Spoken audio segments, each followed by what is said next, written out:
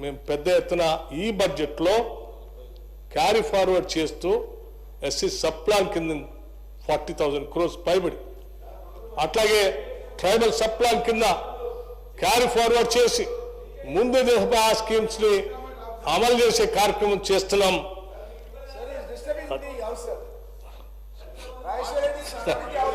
Sir అధ్యక్ష ఏది ఇవ్వలేదు,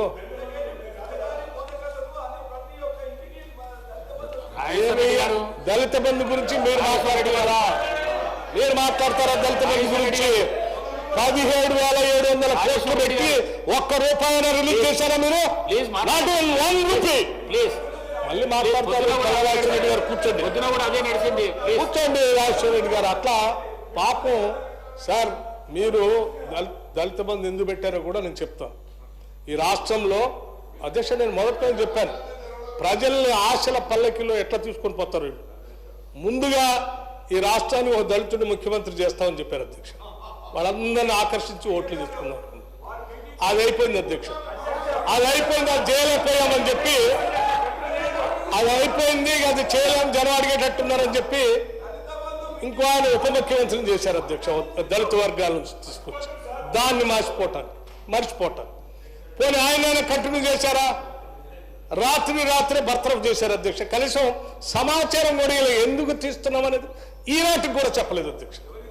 బహుశా భారతదేశ చరిత్రలో ఒక ఉప ముఖ్యమంత్రిని బర్తరఫ్ చేసినటువంటి సంఘటన ఇంతవరకు ఈ దేశ చరిత్రలో లేదు అధ్యక్ష. అది చేస్తారు. అరే అదంతా జనం అంతా అడుగుతున్నారు, ప్రశ్నిస్తున్నారు, ఇది బాగోదేమో అది అందరూ ఎండబడితే దళిత బంధుని తీసుకొని వస్తారు. అది కూడా అక్కడ ఎలక్షన్ వస్తూ ఉన్నాయి. సరే, ఆ ఎలక్షన్ కోసం తీసుకొని వచ్చినట్టు చేసి పోనీ నిజంగా చేస్తారేమో, బడ్జెట్లో పెట్టారు 17,700 కోట్లు అని నేను కూడా అనుకున్నాను, చదివాను. పోనీ ₹1 రిలీజ్ చేశారు అధ్యక్ష. దాంట్లోంచి లేదు, నాట్ ఈవెన్ ₹1 అధ్యక్ష.